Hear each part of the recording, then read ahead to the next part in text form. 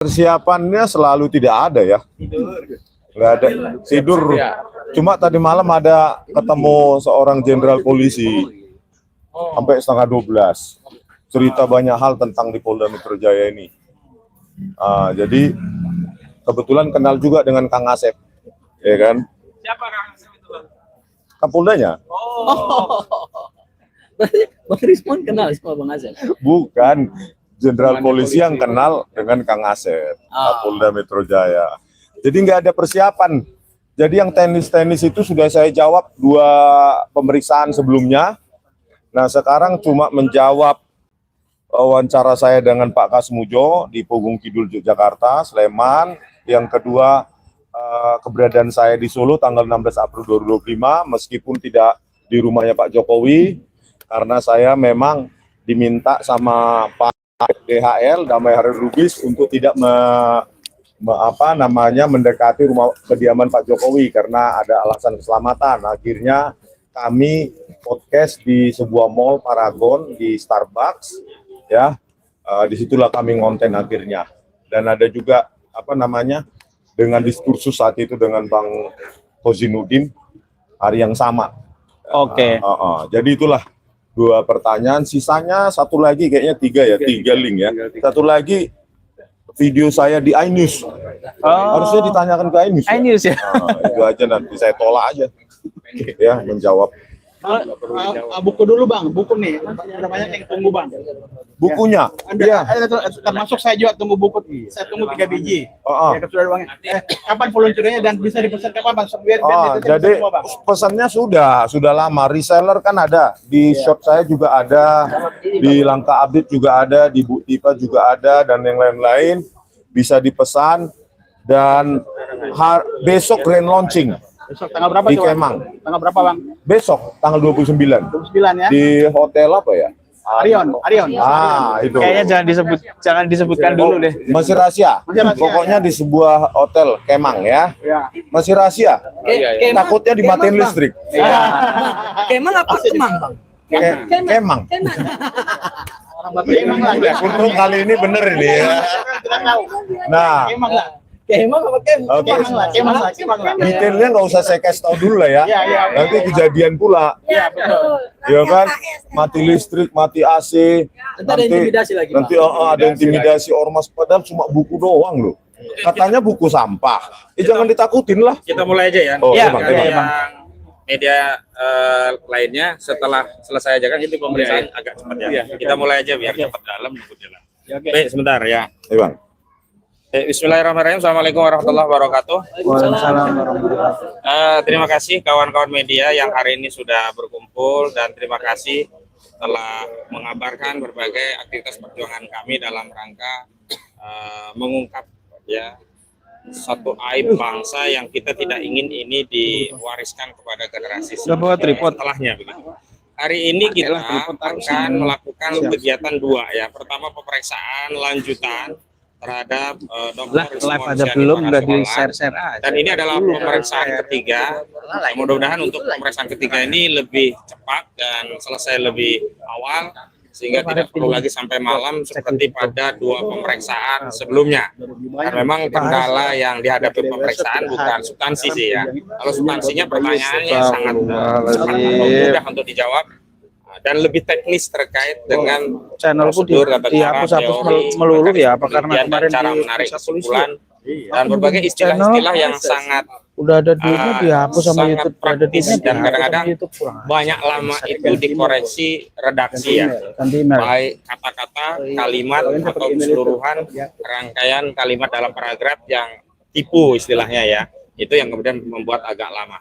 Dan kendala teknis lainnya memang yang paling ya spektakuler dari kasus ini karena kasus ini dilaporkan oleh banyak pihak. Ada 6 pihak sebelumnya dan di proses penyidikan ini ada 4 pihak. Maka berkas yang harus ditandatangani dan diparaf di tiap lembarnya itu ada 24 berkas. Jadi kalau di total itu ada yang kemarin Michael Sinaga itu hampir 1000-an ya paraf dari setiap lembarnya. Karena banyak hal yang ditanyakan dan untuk Pak Rismon ini juga mungkin nanti kalau di total lebih dari 1000 kalau di total gitu. Nah yang kedua adalah pemeriksaan lanjutan dari Saudara Rustam Effendi yang sedianya diperiksa pada Kamis yang lalu, tapi karena ada musibah, ada orang tua ya ayahnya meninggal dunia, maka kami sudah mengajukan permohonan reschedule ya, penjadwalan ulang, dan sudah diterima oleh penyidik. Dan hari ini khusus untuk Rustam Effendi itu adalah pemeriksaan yang pertama kali di tingkat penyidikan. Memang di tingkat penyelidikan sudah sempat diperiksa, tapi untuk di penyidikan ini adalah pemeriksaan yang pertama. Dan materi pemeriksaan panggilannya masih seragam. Untuk Rustam Effendi yang pertama kali ini juga ditanyakan berkaitan dengan adanya laporan pidana yang dilaporkan oleh 4 pihak ya. Yang pertama ada Saudara Joko Widodo, yang kedua ada Agus Kurniawan ya, Andri Kurniawan, kemudian ada Mart Samuel Sweken, dan juga ada Lecumanan begitu. Pasal-pasalnya juga sama. Dan yang paling penting adalah peristiwanya juga sama ya. Ini peristiwa yang terjadi di 22 Januari 2025 yang lalu. Makanya fokus dari persiapan Saudara Rustam Effendi adalah mengingat-ingat ulang peristiwa di 22 Januari 2025. Tentu kalau peristiwanya adalah yang dialami, didengar, dilihat oleh Saudara Rustam Effendi, mudah-mudahan Rustam Effendi juga bisa menjawab dengan apa adanya sesuai dengan kaidah dalam KUHAP, bahwa seorang saksi itu hanya memberikan keterangan seputar apa yang dia lihat, dia dengar, dan dia alami sendiri. Sekali lagi, karena bukan ahli, kami memang memberikan advice kepada klien kami untuk tidak menjawab berdasarkan pendapat. Jadi hanya menjawab berdasarkan fakta. Artinya apa yang dilihat saja, apa yang dialami saja, apa yang didengar saja. Tidak kemudian berasumsi, kemudian berpendapat dengan sejumlah dasar, dalil, dan seterusnya. Itu tidak begitu. Nah, untuk memudahkan, saya minta Bang Jimmy untuk menjelaskan hasil pemeriksaan Pak Rismon kemarin dan persiapan untuk hari ini. Silakan Bang Jimmy yang kemarin mendamping. Oke, terima kasih. Untuk kemarin Pak Rismon sudah diperiksa kurang lebih harusnya 11, dan kemarin baru 8. Dan pada hari ini Pak Rismon akan mungkin terakhir ya, karena penjelasan kemarin mengenai video dan podcast yang dia ada selama dia lakukan dari bulan April itu kemarin sudah tuntas, tinggal 3 lagi pada hari ini. Semoga siang ini sudah selesai, tidak perpanjang-panjang lagi, dan saya kira itu dari saya. Terima kasih. Baik, selanjutnya Bu Soraya, persiapannya untuk Pak Rustam Effendi. Bu Soraya ini nanti menjadi pendamping Bung Rustam Effendi, silakan. Siap. Assalamualaikum warahmatullahi wabarakatuh. Assalamualaikum warahmatullahi wabarakatuh. Hari ini, pagi ini kita akan terus berlanjut untuk berjuang, menegakkan keadilan, menegakkan kebenaran, dan semoga keadilan, kebenaran yang kita perjuangkan ini didengar oleh para petinggi negeri ini, wabil khusus kepada para penyidik yang hari ini akan memeriksa orang-orang yang telah tadi disebutkan oleh rekan saya. Prinsipnya kami para lawyer, para advokat perjuangan siap dan terus berjuang untuk membela, menegakkan kebenaran di negeri ini, sekaligus menegakkan supremasi hukum di negeri ini.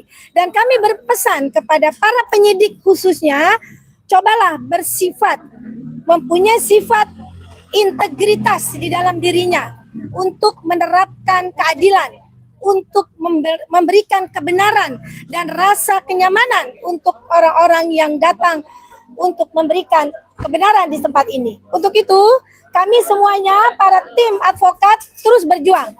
Doakan kami agar kami siap dan terus bersemangat, berapi-api, menegakkan kebenaran di negeri ini. Terima kasih. Baik, selanjutnya dari Pak Rustam dulu, nanti ada tim kuasa yang lain yang hari ini akan diperiksa, dan bisa diceritakan kenapa yang lalu belum bisa memenuhi panggilan dari penyidik. Silakan. Ya, bismillahirrahmanirrahim. Assalamualaikum warahmatullahi wabarakatuh. Assalamualaikum warahmatullahi wabarakatuh. Hari ini saya dipanggil sebagai terlapor yang sebelumnya pada hari Kamis kemarin. Karena ada sesuatu hal yang sangat pribadi, orang tua saya meninggal, akhirnya saya minta undur di hari Kamis ini. Terima kasih untuk tim pengacara, ibu-ibu, abang-abang kita. Saya berharap kedatangan hari ini adalah yang pertama dan yang terakhir. Artinya penyelidik, polisi, dan yang lain-lain betul-betul menjalankan sesuai amanatnya, sesuai misinya untuk kepentingan rakyat gitu, untuk kepentingan masyarakat.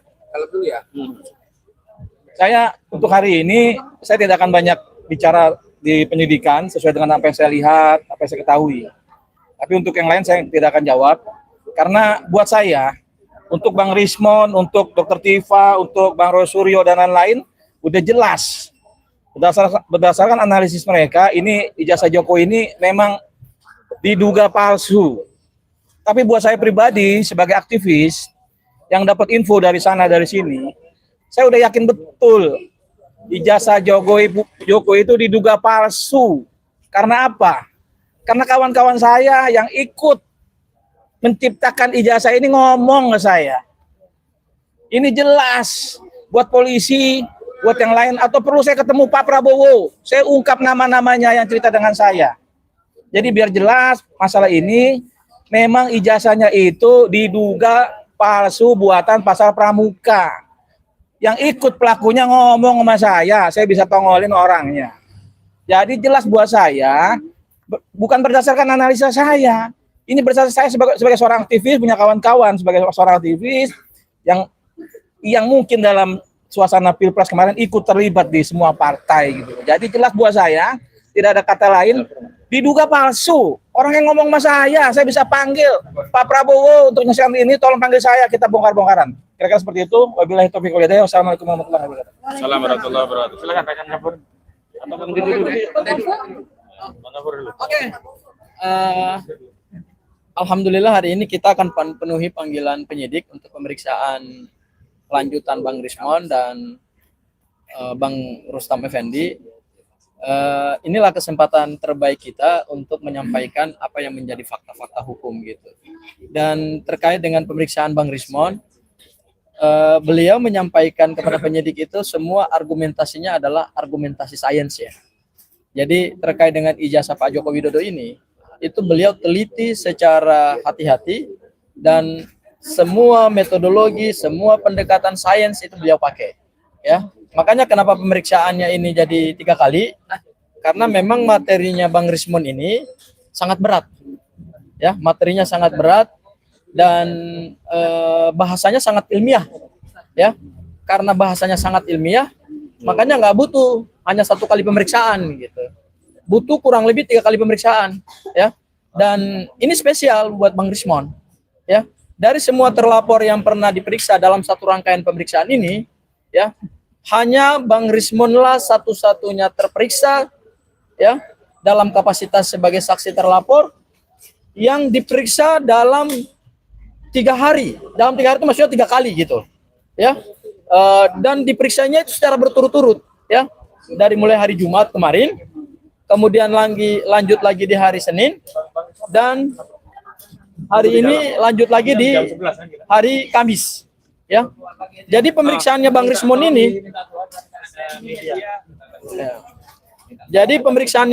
ini, adalah suatu pemeriksaan yang sangat spesial, menarik untuk diikuti karena semua data-data dan argumentasi yang diberikan Bang Rismon kepada penyidik itu bukan data-data asumsi, ya, bukan data-data sekunder, tetapi ada beberapa data-data yang justru itu adalah data-data primer, data-data utama.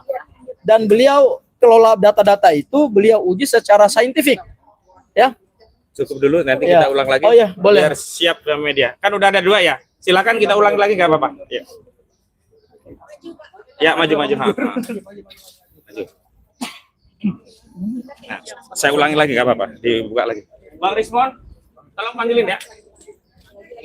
Panggilin. Terutama Bang Rismon sama Rustam yang hari ini akan diperiksa. Tadi saya pikir udah nggak ada, ya udah kita jalan gitu. Tapi karena udah di sini ya kita ulangi. Ini Kompas sama Metro ya. Nah, cukup lah. Itu cukup.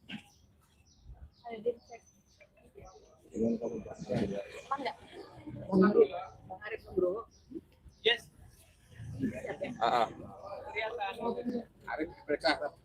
Siap, Bang Rismon udah ada ini sudah.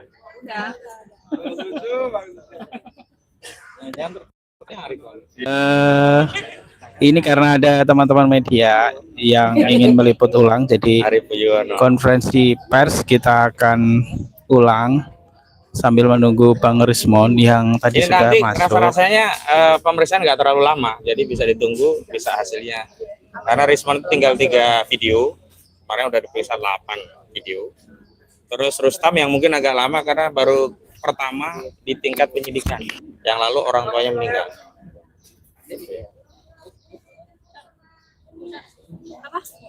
Oh, lagi keluar tadi kalau nggak salah. Oh, udah. Dalam pemeriksaan. Nggak, suruh keluar dulu aja. Bentar, aku tunggu dulu ya. Bentar ya, aku.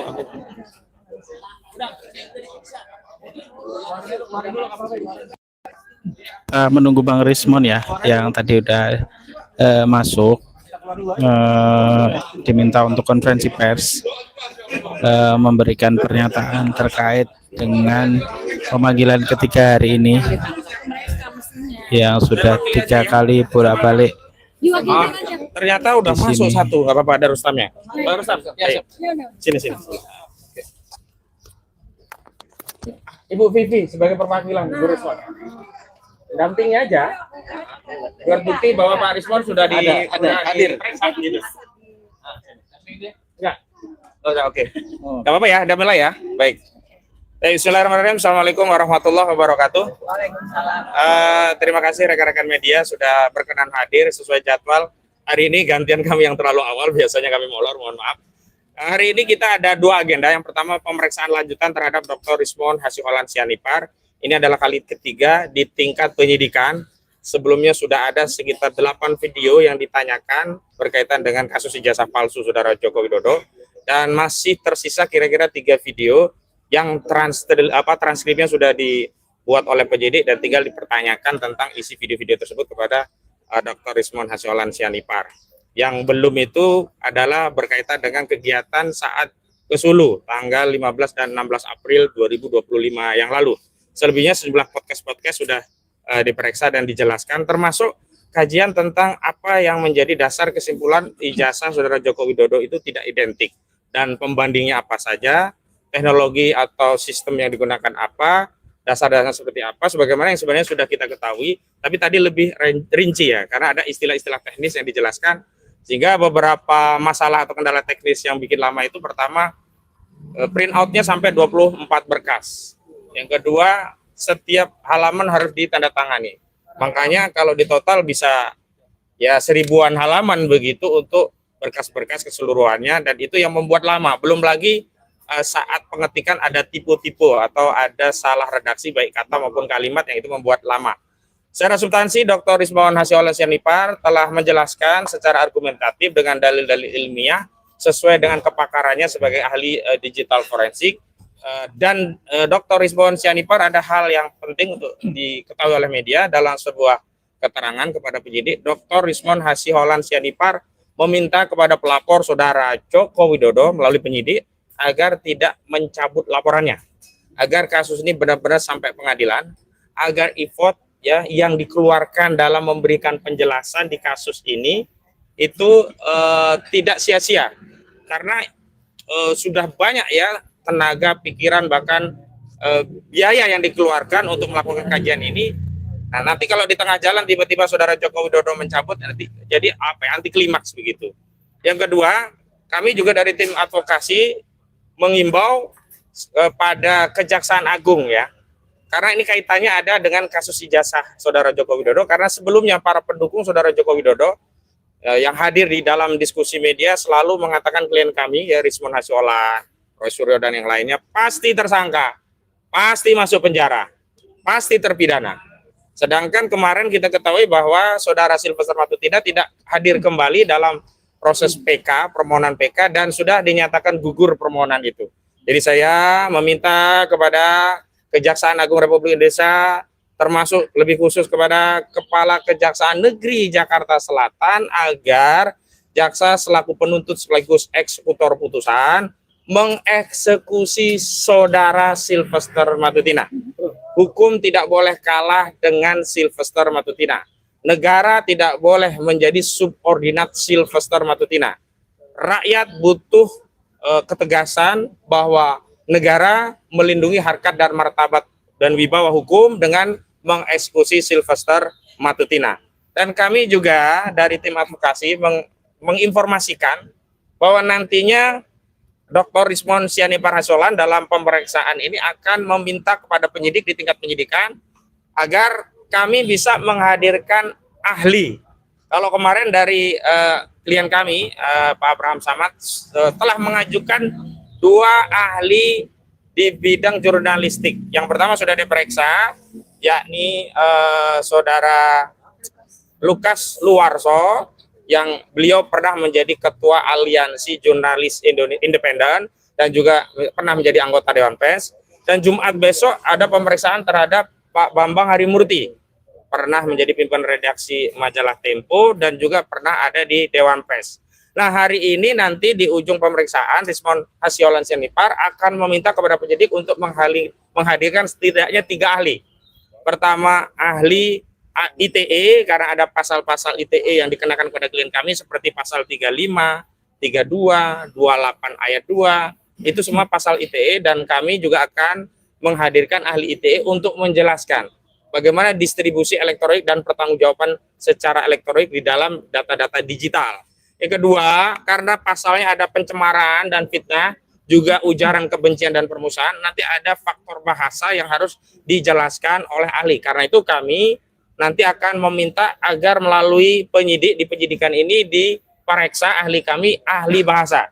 Bahkan kami sudah mempersiapkan spesifik ahli bahasa linguistik forensik. Jadi lebih spesifik.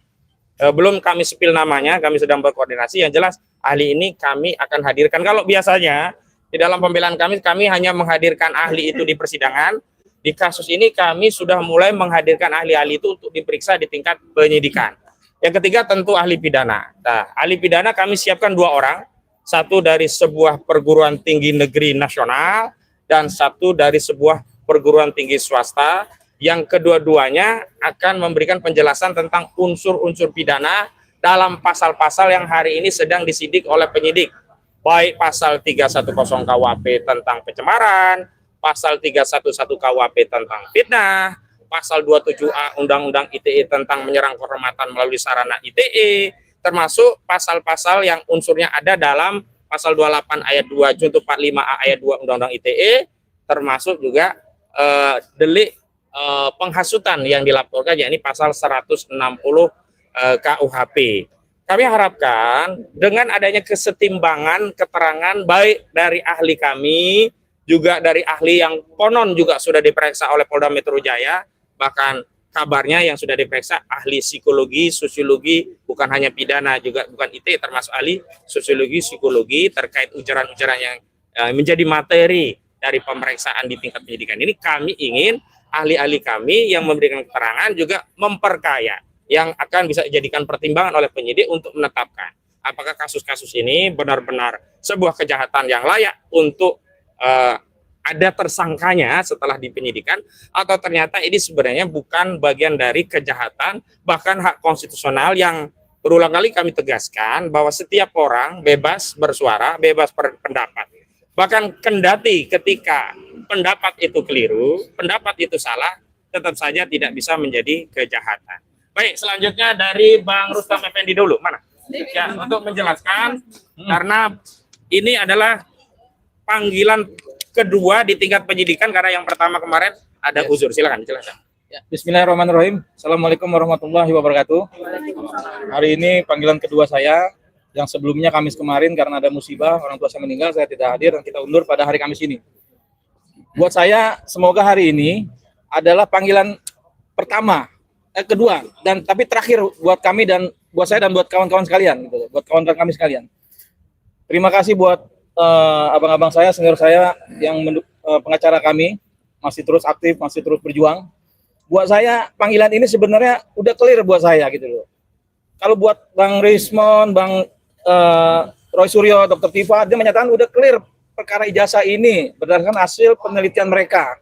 kalau ijazah Jokowi itu diduga palsu. Tapi buat saya aktivis 98, kawan-kawan saya banyak di dalam pergerakan politik ini. Mereka ada yang bicara dengan saya langsung bahwa ijazah Jokowi itu ya salah satunya orang yang berbicara itu ikut serta ke sana ke sini membuat ijazah itu. Jadi buat saya clear, ijazah ini diduga dibuat di pasar pramuka. Ini udah beredar di kalangan aktivis gitu loh. Jadi buat Pak Jokowi, buat siapapun yang masih kekeh untuk memenjarakan kami, segeralah meminta maaf gitu loh. Dan bertobat. Untuk Pak Prabowo, pernyataan saya ini saya berani ungkapkan ke Pak Prabowo, kita bisa dipertanggungjawabkan, kita bongkar-bongkaran namanya. Artinya supaya Prabowo ikut menyelesaikan masalah ini gitu loh. Jangan orang yang tidak bersalah sebagai peneliti, sebagai ahli apapun dipanggil, digeret-geret ke masalah ini. Buat Pak Jokowi, pengacaranya sudahlah, rakyat udah tahu lah. Saya juga tahu lah.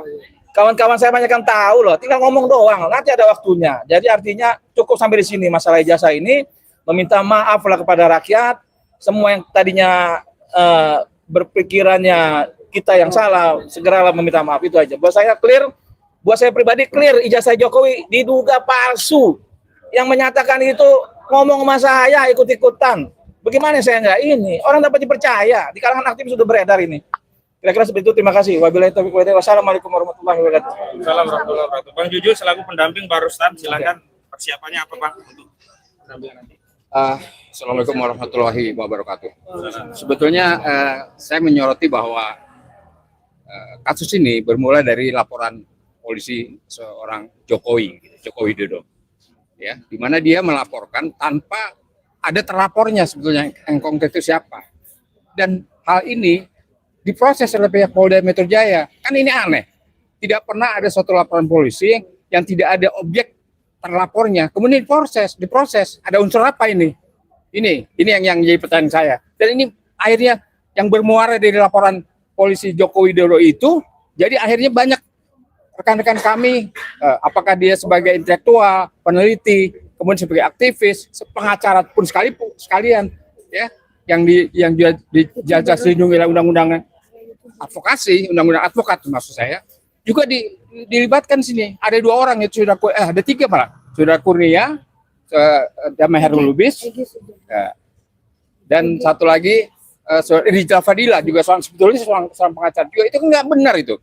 Jadi kasus ini mengalir kemana-mana, menjereng siapa saja seperti pukat harimau gitu kan, menjaring siapa aja yang dapat, yang kena ditangkap. Dan ini jelas suatu pelanggaran hukum yang jadi presiden buruk buat rejim ini, buat Prabowo teman-teman. Prabowo akhirnya kebawa-bawa, Presiden Prabowo bawa-bawa karena residunya dari kasus yang dilakukan oleh Joko Widodo. Nah ini Presiden Prabowo harus intervensi, ya, intervensi kasus ini dan segera dihentikan. Ini nggak ada masalah hukumnya sama sekali, tidak ada pelanggaran hukumnya, tidak ada PMA-nya, tidak ada unsur pidananya. Pasal 1 ya Undang-Undang Hukum Pidana 881 ya, 81 itu tidak ada kesalahan atau dapat dipidana seseorang kalau tidak ada unsur kesalahannya. Jadi ini pelanggaran benar dari Undang-Undang Hukum Pidana dan harus dihentikan. Ya, terima kasih. Baik, selanjutnya Bang Gafur Sangaji selaku pendamping Rismon Sianipar. Bagaimana persiapannya? Iya. Jadi alhamdulillah. Dan saya infokan bersama ini sedang didampingi oleh tim yang lain karena tadinya mau menunggu dulu, mohon maaf, jadi sudah sempat diperiksa. Lanjut. Iya, jadi alhamdulillah hari ini Bang Rismon akan diperiksa sedang diperiksa untuk ketiga kalinya. Dari seluruh rangkaian pemeriksaan terhadap saksi-saksi, termasuk saksi terlapor, Bang Rismon ini spesial karena 3 kali diperiksa. Hanya seorang Bang Rismon yang penyidik mau memeriksa beliau sampai 3 kali, yaitu dimulai dari hari Jumat minggu kemarin, kemudian lanjut hari Senin, kemudian lanjut lagi hanya hari Kamis. Kenapa Bang Rismon ini sampai diperiksa 3 kali? Jadi inilah kesempatan kepada terlapor untuk membuktikan dalil-dalil ilmu pengetahuannya terkait dengan ijazah yang beliau periksa secara saintifik, beliau periksa secara sains, ya, dan materi yang disampaikan Bang Rismon itu semuanya adalah bahasa ilmiah. tidak ada unsur menghina, tidak ada unsur memfitnah, tidak ada unsur menghasut, tidak ada unsur kebencian, tidak ada unsur merusak dokumen elektronik. Semua yang disampaikan Bang Rismon dalam 3 kali pemeriksaan nanti sama hari ini, itu semua adalah bahasa saintifik, bahasa ilmiah. Dan dalam kesempatan pemeriksaan ini, Bang Rismon menjelaskan secara sangat gamblang apa metodologi yang beliau pakai, apa dasar ilmiahnya, bagaimana beliau kemudian menyimpulkan bahwa ijazah Pak Jokowi secara saintifik ya itu tidak identik dengan ijazah yang lain, kemudian juga skripsinya juga tidak sesuai dengan kaidah-kaidah ilmiah dan kaidah-kaidah ilmu pengetahuan gitu. Jadi kami sangat berterima kasih kepada Polda Metro Jaya, terutama penyidik yang menangani perkara ini, mau memberikan kesempatan kepada Bang Rismon Sianipar untuk menjelaskan ini secara gamblang. Berbeda dengan waktu di tahap penyelidikan ya. Waktu itu Bang Rismon tidak terlalu menyampaikan secara gamblang karena saat itu belum belum naik tahap sidik gitu. Begitu naik tahap sidik, karena ini kita membuktikan pembuktian adalah pembuktian material, maka Bang Rismon membuka itu semua. Jadi kami harapkan mudah-mudahan Polda Metro Jaya nanti dalam mengambil konklusi terhadap hasil penyidikan ini, terutama dari hasil pemeriksaan Bang Rismon Sianipar, karena beliau adalah salah satu idol utama dalam perkara ini, ya, kami harapkan bahwa nanti kesimpulan yang diambil oleh Polda Metro Jaya itu adalah kesimpulan yang di dalamnya tidak mengandung unsur dugaan tindak pidana. Tetapi perkara ini berdasarkan pasal 109 KUHP bisa di SP3 karena perkara tersebut bukanlah perkara tindak pidana, ya. Murni ini adalah perkara saintifik. Sehingga kami mengharapkan kepada para pendukung Pak Joko Widodo, ya, silakan bantah semua apa yang disampaikan Bang Rismon, termasuk juga Mas Roy Suryo dan Dr. Tifa dalam buku Jokowi White Papers. Karena itu adalah buku karya ilmiah. Tidak bisa seorang saintis ya dipenjarakan dengan ditakut-takuti, kemudian ditekan, diintimidasi, ya, hanya karena itu menyangkut sesuatu kebenaran yang mereka ungkapkan itu secara ilmiah. Itu hal yang pertama. Hal yang kedua, terkait dengan kasusnya Sylvester Matutina. Saya ingin melanjutkan sedikit. Kasusnya Sylvester Matutina ini sudah inkrah. Kami harapkan hari ini Kejaksaan segera menggunakan kewenangan yang diatur pasal 270 KUHP, pasal 30 Undang-Undang Kejaksaan untuk segera mengeksekusi. Ya, cara mengeksekusinya sederhana. Ya, karena surat perintah eksekusi sudah pernah dikeluarkan pada tahun 2019 dan sampai hari ini saudara Sylvester tidak mau menyerahkan dirinya kepada kejaksaan, maka segera saudara Sylvester ditetapkan sebagai DPO, masuk dalam daftar list, daftar pencarian orang, seperti yang dilakukan Kejaksaan Agung terhadap Khalid Khalid dalam perkara Reza Khalid dalam perkara dugaan korupsi di Pertamina. Kenapa? Karena dengan kita menetapkan statusnya Sylvester sebagai DPO dilakukan oleh kejaksaan, berarti kita menutup ruang gerak dan mempersempit ruang gerak daripada Sylvester. Kemudian kejaksaan bisa meminta kepada imigrasi supaya paspor daripada saudara Sylvester itu segera dibekukan dan dimatikan, sehingga beliau tidak lagi keluar negeri. Kalaupun beliau berhasil melarikan diri ke luar negeri, maka kejaksaan bisa ditangkap. Ya, maka kejaksaan harus segera menyampaikan kepada Baris Krim Polri untuk dikeluarkan red notice kepada Interpol. Ya, kita punya kasus yang luar biasa. Keberhasilan seorang Nazarudin bisa diburu sampai ke Kolombia. Ya, dan saya rasa ini momentum terbaik buat kejaksaan mengembalikan kembali integritas dan marwahnya. Ya, karena keberhasilan kejaksaan yang akhir-akhir ini mengungkap kasus-kasus korupsi sampai menyelamatkan uang negara hampir puluhan triliun. Itu sesuatu yang diapresiasi. Dan kami selaku kuasa hukum meminta supaya ada keadilan hukum. Jangan hanya kami yang dikebut perkaranya di Polda Metro Jaya, tetapi saudara Sylvester yang quote-unquote mendapat perlindungan politik dari kekuasaan itu kemudian dibiarkan melenggang kemana-mana dan kemudian tidak dieksekusi. Dan kami minta supaya segera dinyatakan buron atau DPO. Itu Pak. Terima kasih. Ada pertanyaan? Kalau tidak ada kita tutup ya. Ya cukup. Makasih. Yuk, lanjut yuk.